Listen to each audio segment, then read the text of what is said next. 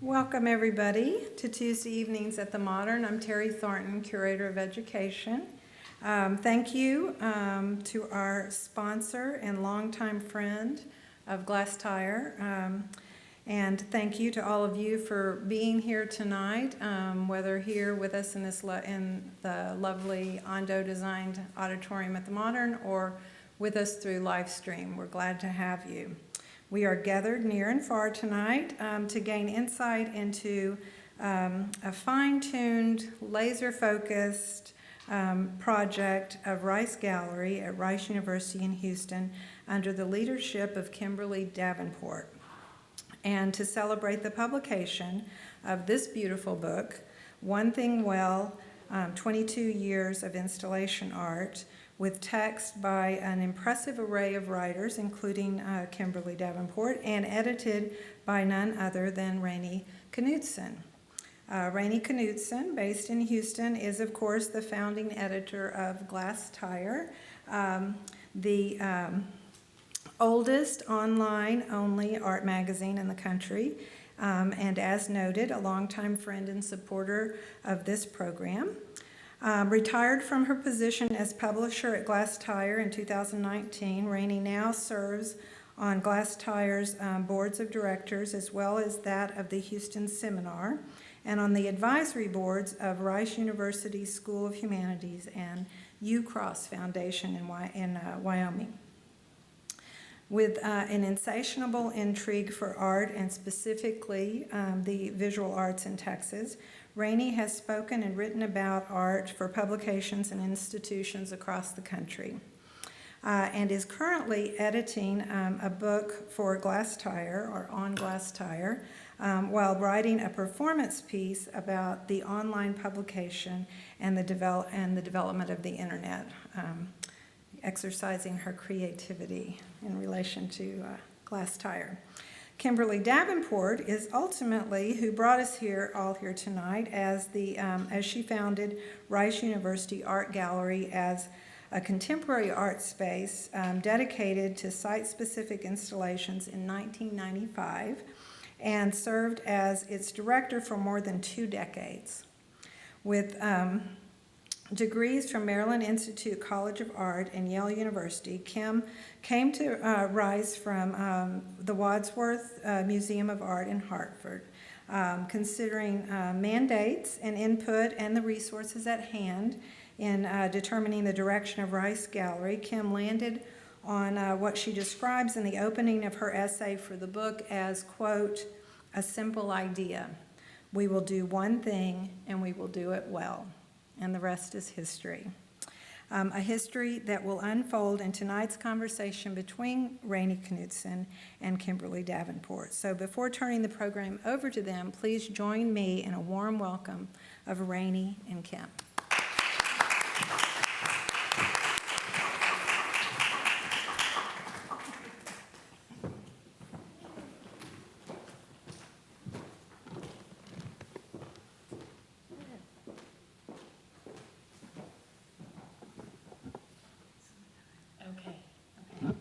We're going to watch our time. Hello, everybody. Before we talk about the subject at hand, I just want to take a moment to thank the Fort Worth Modern and, of course, the wonderful Terry Thornton here. And I always say this, but it's always true. You all are so lucky to have this institution in your backyards. We're all lucky to have the Fort Worth Modern in Texas, but I would love to have this fantastic museum close by, and this wonderful Tuesday night lecture program is one of the best things in Texas and indeed anywhere. So thank you so much, Terry, for having us. It's wonderful to be here again. Okay, so quickly, I'm Rainey Knudson, and this is Kimberly Davenport. And I thought we'd start with just a little bit about the book itself. We're here because this new book has come out about the Rice Gallery. And just as a bit of background about it, I went to Rice and I graduated, unfortunately, 2 years before Kim Davenport arrived at Rice and took what had been a pretty sleepy little art department gallery with, a very mixed bag of exhibitions and turned it into a powerhouse small but mighty space that was so well respected. For those of us who were following art in Houston in the late 90s and the aughts and in the teens, the Rice Gallery was a not to be missed space. And it enjoyed that reputation throughout Texas and indeed nationally as well. And Kim did that in two ways. She transformed that gallery, number one, as Terry said, through this truly flash of genius insight. All good ideas, seem obvious once they're there, but in retrospect, it wasn't obvious at the time to focus the mission on installation art, and Kim had the insight to do this in the space. It had been kind of a little bit of an unloved or disregarded space, and I think she did that for practical and, as you'll see, architectural reasons, came to that decision. And so the Rice Gallery only did site-specific installation, and there were no just paintings on walls or sculptures on pedestals. Artists were invited to consider the whole volume of the space. And the second thing that Kim did, and I'm hoping that I can embarrass her a little bit here, was she has an absolutely extraordinary curatorial eye. And if you look at this book, these 72 installations in the book, these are artists who, many of whom went on to have huge careers and have blown up internationally. And for many of them, this was their first time to exhibit in Texas, or even a few in the United States, period. And so, El Anatsui's first public art installation in the United States was at Rice Gallery. Yayoi Kusama's first Texas exhibition was at Rice Gallery, and there are many, many more like that. So Kim took something that wasn't that special and wasn't that great and made it very, very special. And so as I was stepping down from Glass Tiger in 2019, she came to me and said there was interest in doing this book and there was funding for it, and would I work on it? And I leapt at the chance because it was a dream project for me coming off of Glass Tiger to get to work with Kim, who I liked and respected so much, and also delve into this archive and work on this book. And so here we are now, and the book is done, but we thought we'd start talking about the gallery itself. And Kim, you tell a wonderful story about coming to Rice for the first time. So when you came to the Rice Gallery for the first time, it was your first trip to Houston, right? Yes. I mean, it's probably a pretty typical story. If anyone here lived back east and moved to Texas, I have to say, if you do live back east, and I lived in Connecticut, you don't really think about Texas. You can't imagine what it's like. I mean, you have the fantasies of the tumbleweed and cowboys and all that, but it sounds ridiculous to say that. But when I interviewed in College Art Association for this job as a matter of fact, in 1994, the committee that was interviewing me was so from Texas. They were all from Texas. Was so I don't know. I'd never met this kind of reception. Working in the museum world on the East Coast. Just very inclusive in their thinking, very enthusiastic. They really just had the belief that this little gallery that they had, which had become rather lackluster due to lack of funds primarily, could become something. So anyway, I got to a final interview, and I see that this image is of the driveway into the university. It's considered one of the most beautiful university campuses in the United States, Rice University. And though this picture doesn't show it, in the spring on both sides of this road are pink azalea bushes about the size of Volkswagens. I mean, it's so beautiful, so striking. So for a person coming in February or early March, I guess, for this interview, where it was a blizzard, freezing cold, ice on the roads, just, the worst possible weather. This was really like that moment in The Wizard of Oz, when Dorothy steps into Oz and everything, becomes Technicolor. So that was the beginning. And then you saw the gallery space. We walked to the gallery space. We walked to the gallery space. Of course, this is a work that was done, much later. by Shigeru Ban. And the thing about the gallery, it's almost a perfect square, and so is the plaza. The plaza really mirrors the interior. And several of the artists who would come actually saw the plaza and decided they wanted that openness of the being outside and the oaks and so forth. And that was the case with Shigeru. So, and this is when I walked in. This is actually quite light. It wasn't as light as this now. I think they had the skylights then, rather.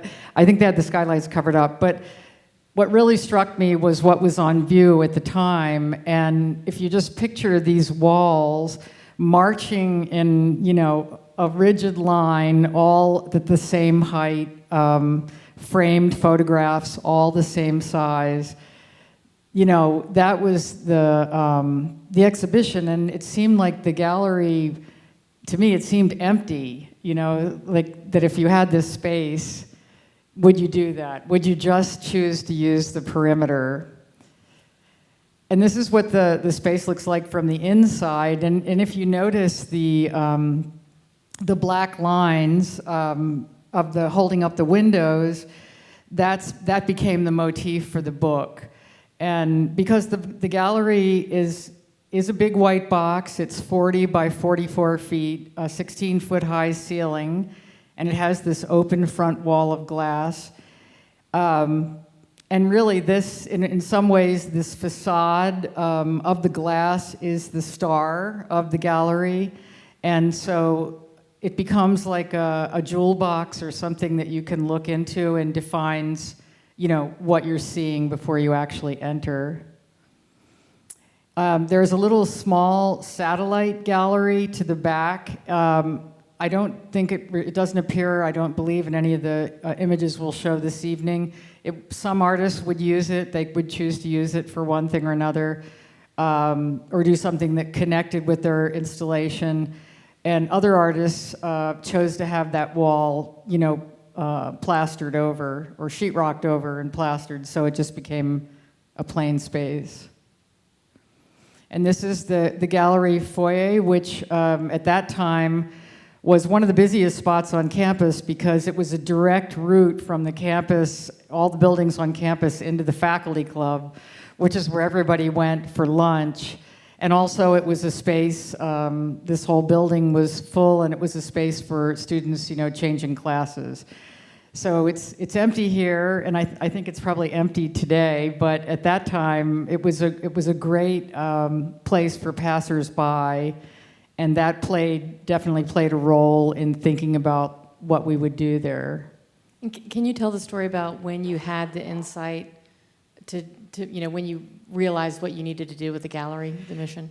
Well, it was really kind of difficult, even though the faculty had so much faith and enthusiasm for what could be done with this space, but really the budget was $10,000 a year, and that included everything, anything you would need built for an exhibition, your copier paper, pens, everything had to come out of that tiny amount of money. And so there were several installations and exhibitions as well that we did early on, trying to use ingenuity to, do them within this budget.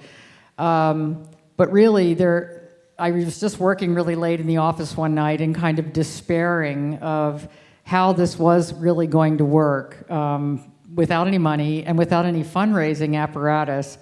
So I walked out into the empty space, and I was literally just standing there like 10 o'clock at night, and the idea, just came. This is a perfect space for installation. And if we do one thing, we can put a lot of things to the side and just focus on doing a really great job with that. So that really became our mission. And different artists worked with the architecture in different ways. Yes, as I said, I had worked at the Wadsworth Atheneum in Connecticut, which at that time had a large loan collection, the collection of Saul and Carol LeWitt, and Saul Levine being, a very important artist of our time. He's deceased now, but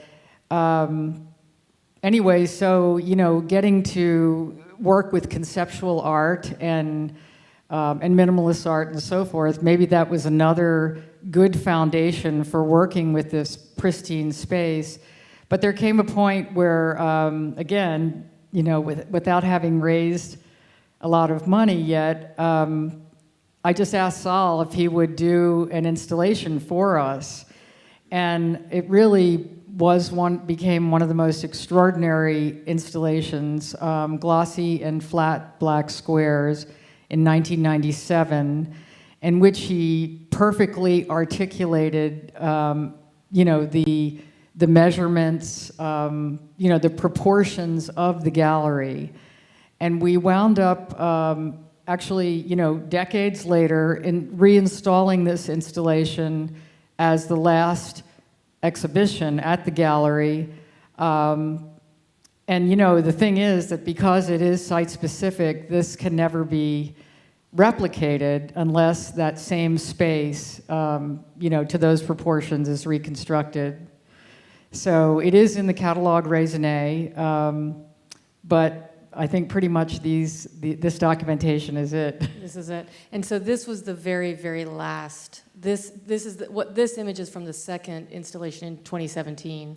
Yeah, And you it can seemed see fitting the shininess of the glossy and flat. because in the beginning. Sorry, excuse me. It seemed fitting because, when we had this installation, we were immediately catapulted, into a level, with Saul's work that we never would have had otherwise, and it made it possible for for us to go on and attract other artists of great stature.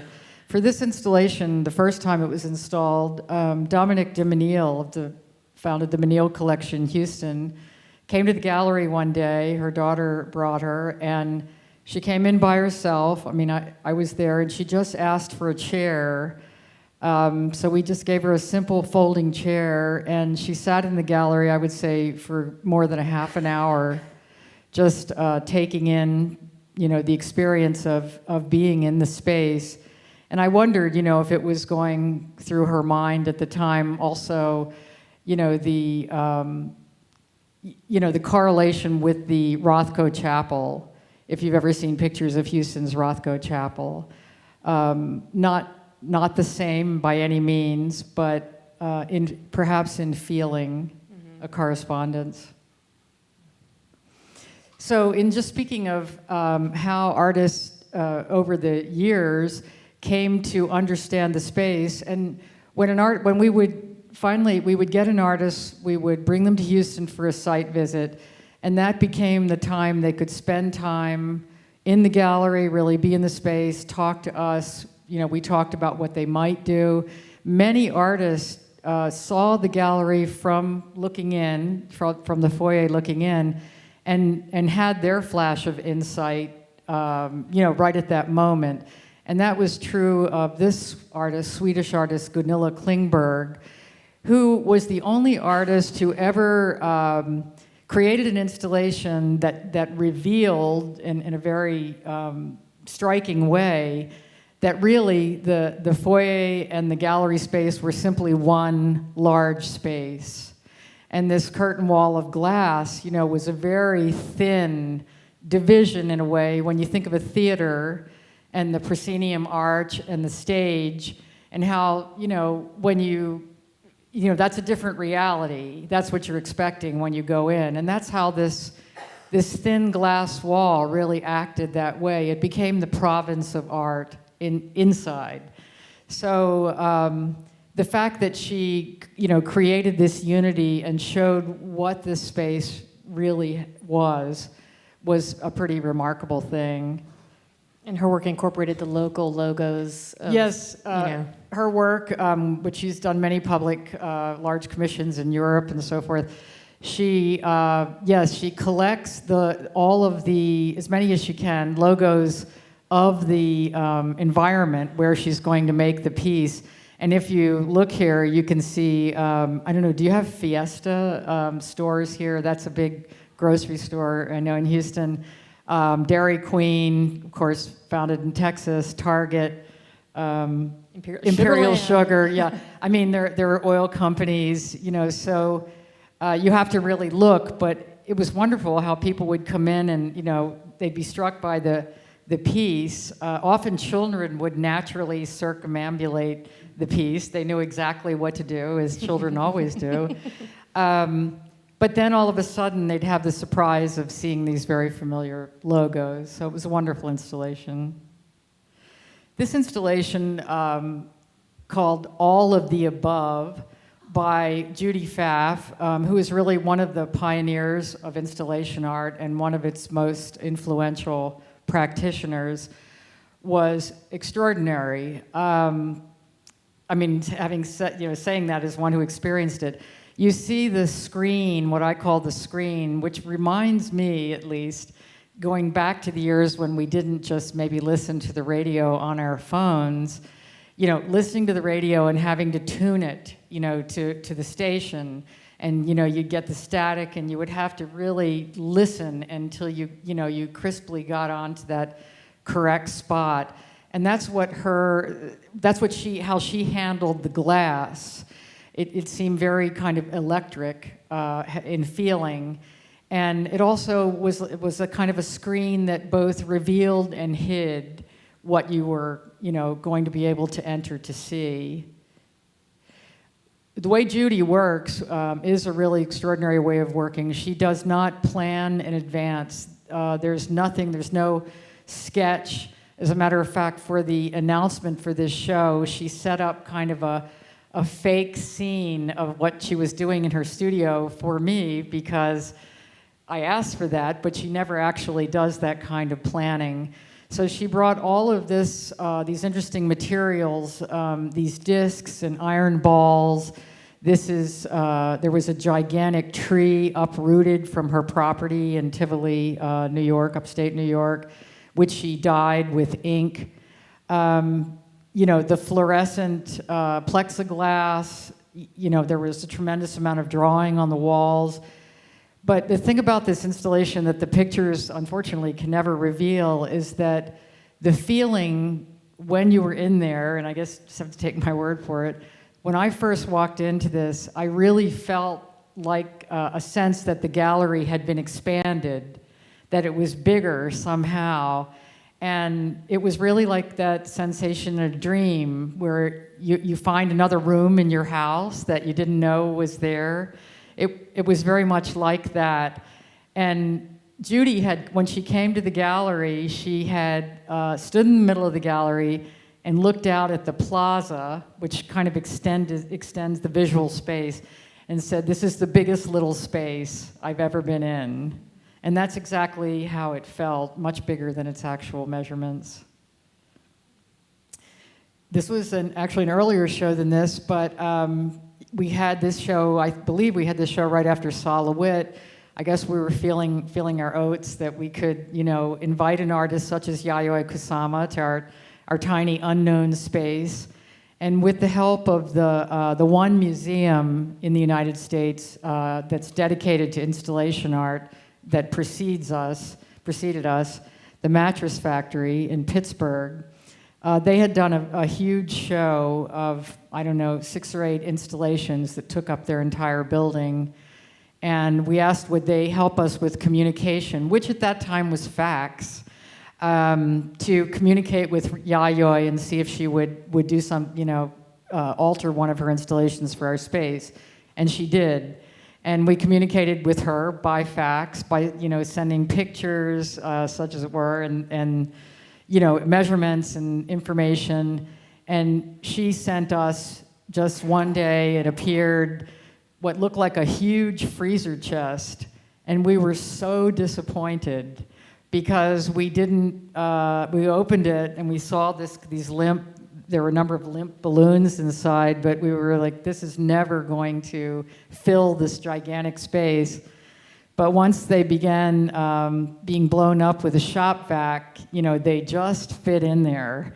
And she also sent some large panels, paper or cardboard panels or something that had the stickers for the dots. We had to paint the ceiling yellow. She requested that, and also that the front of the gallery would be covered in yellow mylar to, emphasize the space. And, many of you may know that Yayoi, her iconography of these dots, this is called Dots Obsession, and many of her works are called Dots Obsession, comes from when she was a very young child, just sitting at the kitchen table, and, much like having that flash of insight, all of a sudden she saw polka dots covering the surface of the table, moving on to the cabinets, and really encompassing the whole space.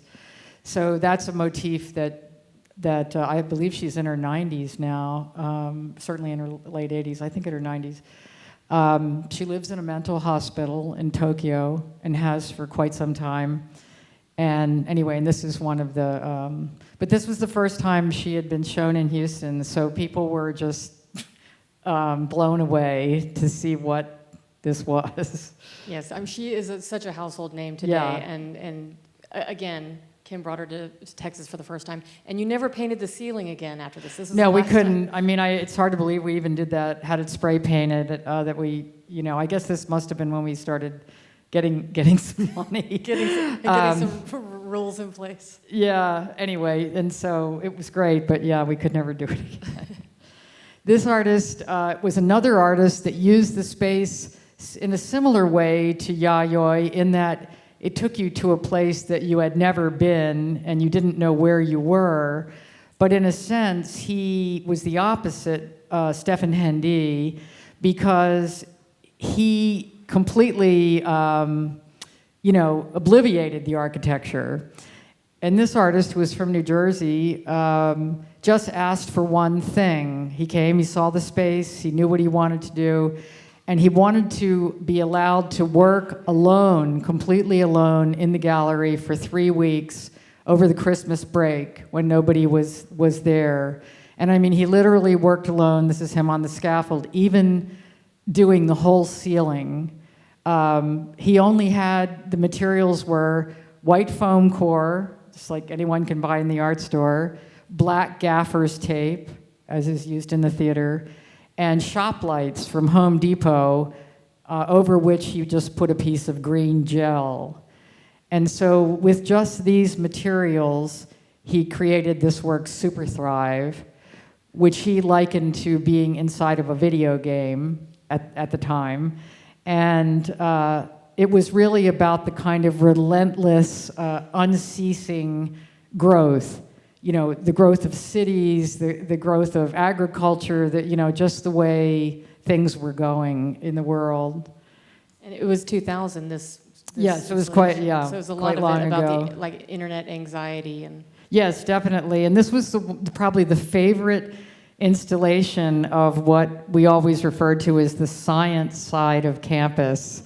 The scientists packed in for this and were just, in awe. But we had built tunnels on the outside, so it would be very dark. You would be used to the dark, or sort of used to the dark, before you ever got into the space. Yeah, I remember this one, the entrance was completely blacked out, and so you went through this black tunnel, and you did not know what you were going to walk into the first time. It was very disorienting in a good way. It was very disorienting, and I think he was the only artist who completely disregarded the architecture, or completely, built into it. It was extraordinary. Again, now this artist, Yasu Onishi, from Japan. He spoke no English.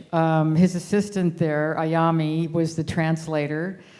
This was a great example. People always ask me how we find the artists, and there were many ways we found them. But in this case, a colleague called me one night, and she was at an opening at her university in Philadelphia, and she said, you have to get this artist. They had him there for a 2-week residency, and he had done an exhibition in their gallery, and she said, I've never seen anything like this. So anyway, we did get get him to come, invited him to come, and what he wound up doing was called reverse of volume, RG, being Rice Gallery, because he did other reverse pieces. And this entire installation was, again, created with the simplest of means: black glue, black hot glue, cardboard boxes, and just the cheap, like 99-cent drop cloths you can buy in the hardware store for painting. So you can see a little bit here. We showed this to show you kind of how he went about it. He started with some strips that we had put in the ceiling, very thin wooden strips, and literally built these glue lines. He essentially was drawing in space and built these glue lines, dripping down, and he set up the cardboard in a way that he could drape the sheets over it. So you can get a better idea of it here. One way, kind of hate to reveal the secret, as it were, but it is interesting to see how he did this, and he did it just with that one assistant. And you see the massive, again, changing of this very austere architectural space with this beautiful cloud-like structure that, again, it was really awesome when you were in there. And also you could look up and it was like seeing a myriad of drawings, different drawings from the glue. And then when you looked at it right from afar, from outside of the gallery, it was like a giant thunderstorm was coming down through the clouds. And I really, as I look at this now, I still think it's amazing that he could do this with that. And I do think that this is the theme of the Rice Gallery, which is installation artists in general. They're artists who, they are craving to work in a large space. Some of our artists, I believe the next one we're gonna see, some of them had never made works bigger than, a shoebox. But in seeing their work and talking with them, you knew that they would be able to handle this kind of space. And not all artists they're neither interested in nor really capable of, dealing with a massive volume. This artist, Anna Serrano in Los Angeles, our curator, Josh Fisher, just saw a picture of her little houses, which in fact were the size of a shoebox or smaller, online. She had done one work that was sort of a huge kind of stack of these, but these little houses were remarkable in that everything was made just out of cardboard, and the way she came up with her inspiration was from her walks that she would take around Los Angeles. She would walk in the Mexican-American neighborhoods. She was fascinated by the creativity of how the buildings were treated. You had this building with the barbed wire on the top and all the, whatever they are, the air conditioning units or something, and the meters.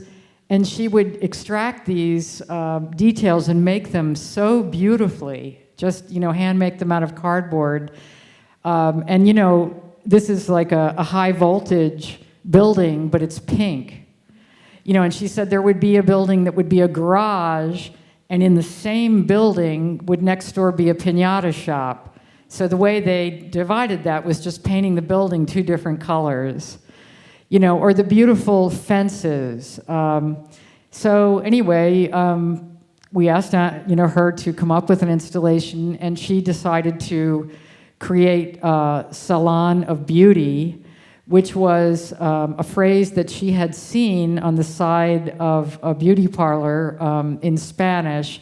I think it was, I don't speak Spanish, I think it was Salon de Belleza. Oh, thank you, that's right. But it was translated into English. But it was translated as salon, instead of saying beauty salon, it was Salon of Beauty, much more beautiful.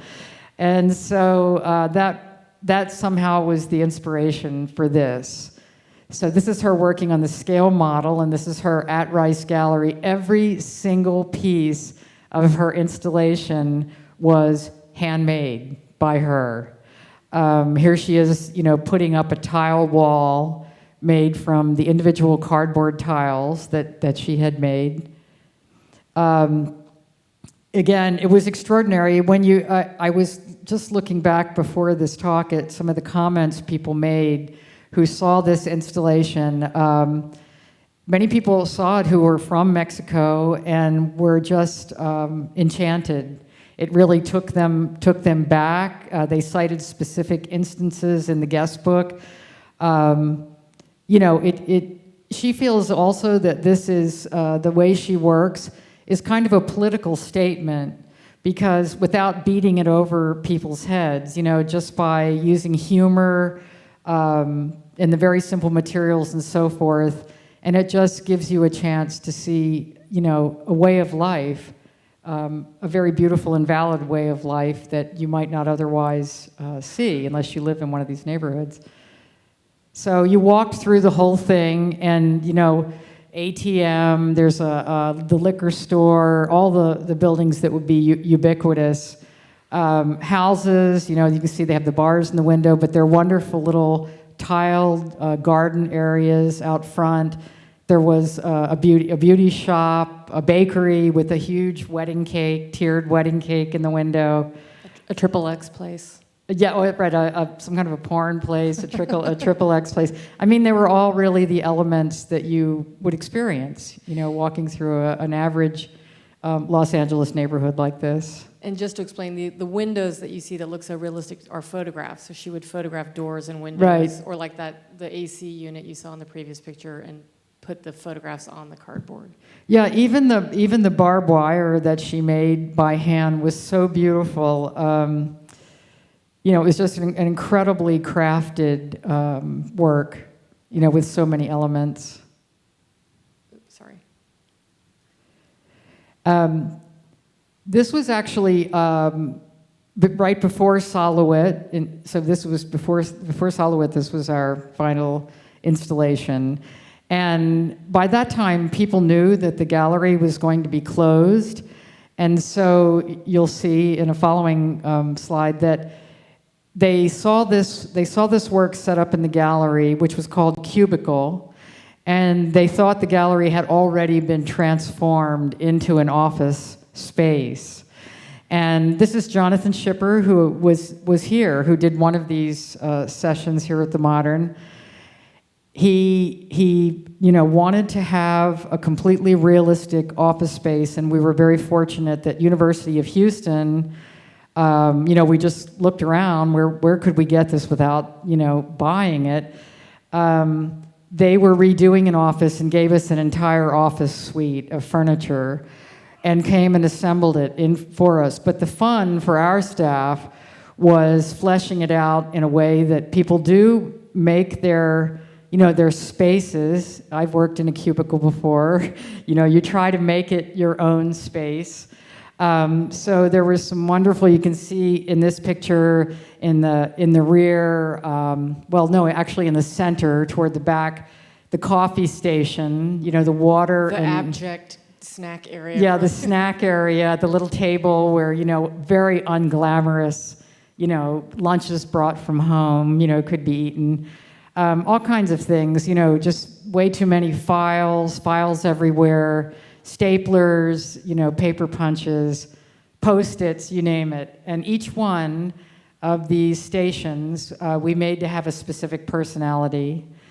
And actually, Rice staff, who were always wonderful, the staff and the students in contributing to these installations, they brought pictures from home and their own cartoons and things, the adding machine.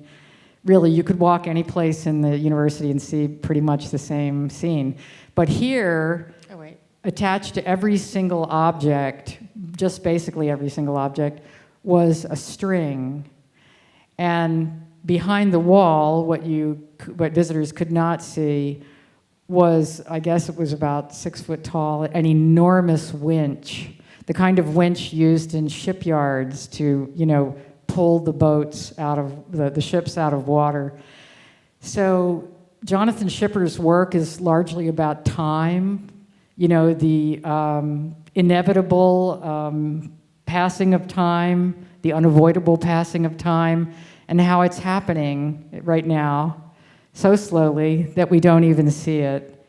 And so his installations are revealed over time by everything being pulled toward a point, a hole. And so throughout this installation, it would change every day. Or we'd be in the office and we would hear some filing cabinet, just crash to the floor. Just everything. There were plants that we kind of felt sorry for because they were living plants and they were, they'd go over and their dirt would be on the floor and we would just have to leave them that way. But everything added and pointed to the inexorable change that is time. And it's in the book, I should know this. I think it was like a millimeter per hour or something. Yeah, it was So it took not a visible. weeks for this to. Yeah, I think it was like probably maybe 6 weeks, 4 to 6 weeks, I'm sure. Yeah. So anyway, there came that day when everything had reached the end, I have to say that we did feel at that time it was a perfect statement of the fate of the Rice Gallery. But it was just a fabulous installation. And so enjoyable. And this was an earlier one. This was 98 or something. We didn't want to end on that note, but we wanted to, we have used the time, but there's so many more. Obviously, we hope you may be interested in seeing them in the book. I would like to also say that if you go home tonight and you don't have your copy yet, just look up ricegallery.org, and all of these installations, all 72 of them, are on the website, and also the text. All the catalogs are on there, so you can, in some cases, read the artist's own words about the installations. But we wanted to show this last because, again, it is a beautiful campus, and this was an installation by Karam Rashid, who's an internationally renowned product designer, and Pleasurescape was the name of his installation, and it was centered. It was a big. I don't know if we have a picture of that. I think we do later. It was a big, what he called a scape, a big plastic scape that you could sit in, lounge in, study in, read in. But the thing that was interesting was the way he expanded his work and expanded it really onto the campus was by having us paint. Look, I think we must have painted the ceiling then too. I think there was another ceiling paint. Yeah, so that was an early one. That must have been the last time. This room was so, when you were in it in person, because it was day-glow paint, it was so intense. And then at night, it just radiated out. You saw this. Our historical references. You saw this glow, as soon as you turned the corner and saw the gallery. So that was an interesting way, conceptually as well, to extend the space of the space. And as an alum who had come back to Houston and was interested in art and watching art, I mean, it sounds corny, but it's true. It was a beacon on the campus, and it was such an attractive and amazing moment on the campus, and so important. So it was truly wonderful. It was also very unusual. Anybody that's been on a university campus, I don't think I've ever been on another university campus where at that time the art gallery was at the very front, the main entrance, where the visitor parking was. So it was very easy. I didn't say what our mandate was, and one of the aspects of the mandate I was given was to do something that was, well, first of all, not being replicated by anyone in town, but also to have it be exciting enough that it would bring people to campus. And so we did get to the point where we would have, a minimum of 400 people at an opening. So we did fulfill that. And you always had mariachis and kegs of beer. Yeah, we always made it fun. It was always fun. And we made it fun for the artists, so they would go back and spread the word that you have to go to Rice Gallery. So and there we are. There we are, yeah. So thank you. there were 72 installations. So again, buy the book in the Fort Worth Modern Bookshop. I would like to point out, I don't know where he is, that Chad Benedict, who was a student at Rice in the very beginning of the gallery and was really our top docent over a 20-plus year history, came from Austin to be here tonight. You know, I thank you. And he was such a wonderful addition when I think back to those very early years of the gallery and his close eye on the work, keeping it safe. Well, does anyone have any questions in the room? Anyone? Yes. You mentioned that, I'm sorry, this is very new to me, the gallery closed. So did it close and reopen, or No, it just closed. The question was whether the gallery closed or how it closed. Oh, the gallery closed in May of 2017. 2017. I was thinking 1997. In 2017, yes, it was a very abrupt closing. It had actually been planned for quite some time, but we didn't know that. But they had been building a center on the other side of campus, an art center that would combine academia more with art. And so it's a Moody Center for the Arts, which is a building that's primarily classrooms, but does have several very large gallery spaces, in the lower part. And they've been doing a fantastic job. They've actually continued, doing some installations. They've had some fabulous shows. I was looking in your shop at the Mickalene Thomas catalog. They had, a large show of her work. It was very exciting. So, time moves on, and it was just time for something new. I didn't mention that we did get money as time went on, and that was because there's such wonderful philanthropists in Houston, and we never, ever could have had this gallery, which functions solely on the contributions raised by this patron group. Mrs. Louisa Seraphim and Isabel Wilson started a patron group and to raise a certain amount per year. And through the whole time of the gallery, we did wind up raising that amount or sometimes surpassing it. But without them, that would not have been possible. But the story's in the book, but I love the story because these women or the group of people who became the patrons were like, we'll fund the gallery, but all we want is that we don't have to serve on any committees or attend any meetings ever, and that you will host a dinner that we will pay for where you'll bring somebody interesting to come speak to us, and that's what we get in return. So all that came true. and the also, ideal patrons. Yeah, and the reason we got them was, again, the man who, the head of the art and art history department, William Canfield, who's a very famous scholar of Dada and Surrealism, and a wonderful human being born out the oil fields of West Texas.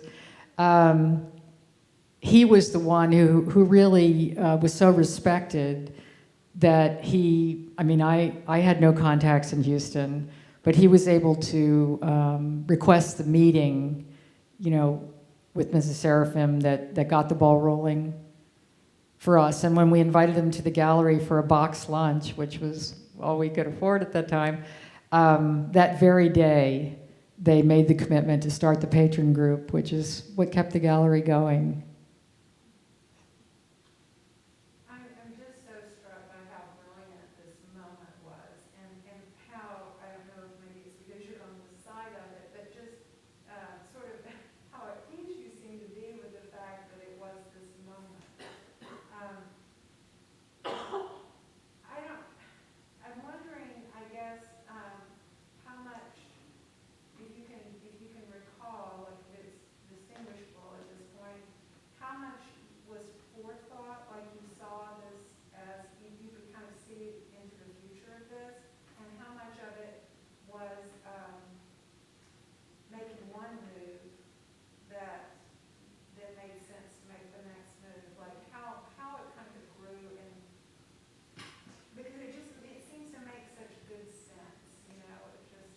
Well, really, yes, way leads on to way. And,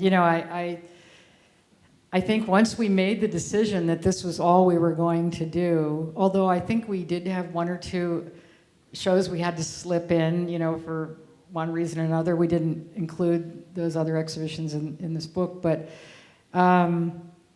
we just made it work.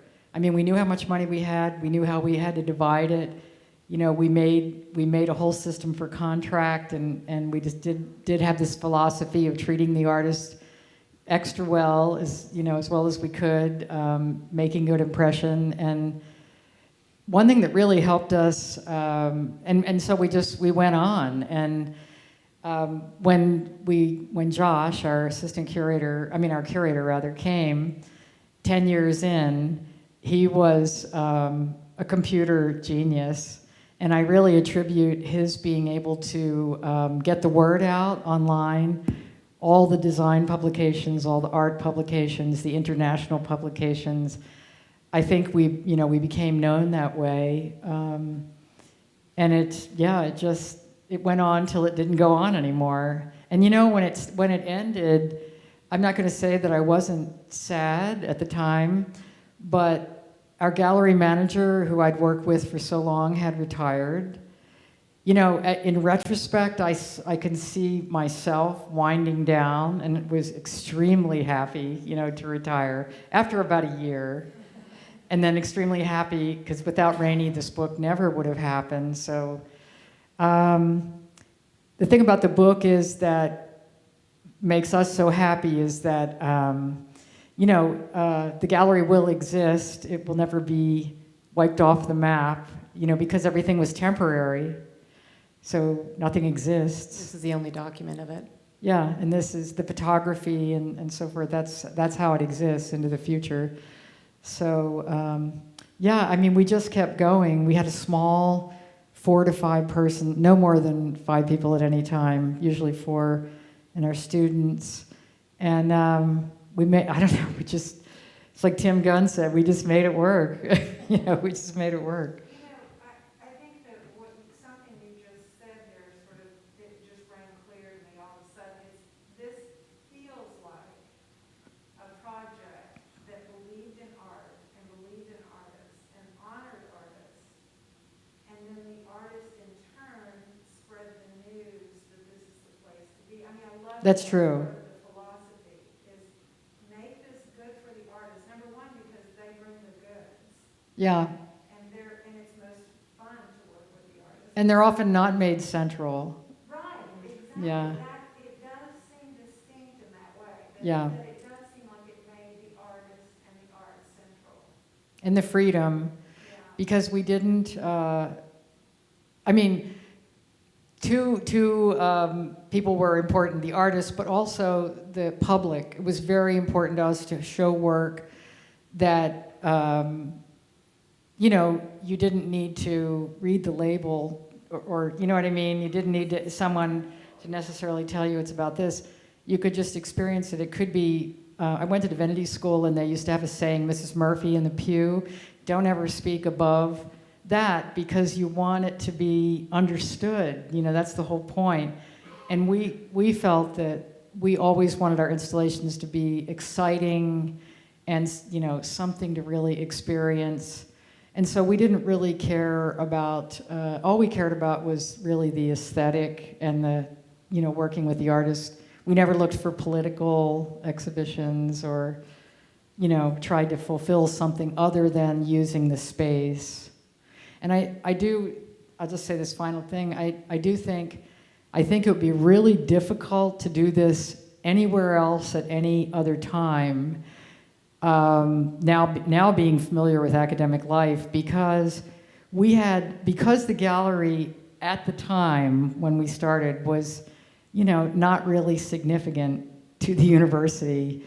We had complete freedom. I mean, we used to say that we can do anything we want as long as we don't embarrass the university, and that is really how we operated. But most university art galleries, maybe not the museums so much like Yale or something, but are, run by the art department. And there's no overlapping in real life of academia and the making of art. So that's a problematic relationship often, not always, but often. So we didn't have to worry about that.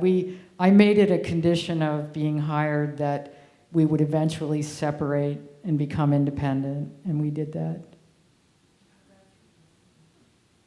And to your point, or to your question, Terry, I was just going to add two things. One, another thing about the gallery that was very special, aside from just the simplicity of the mission, there was the simplicity of the schedule. So there was an installation in the spring, an installation in the fall, and then over time you developed a summer window when the gallery was closed, but there was something to see behind the glass, but you couldn't enter in. And so as a member of the public outside of the gallery, you knew that there was always going to be something opening up kind of in January and something opening up kind of in September, October, and then it would be up for several months, so you could go back and experience it over time. Most of them didn't change over time, but sometimes they did.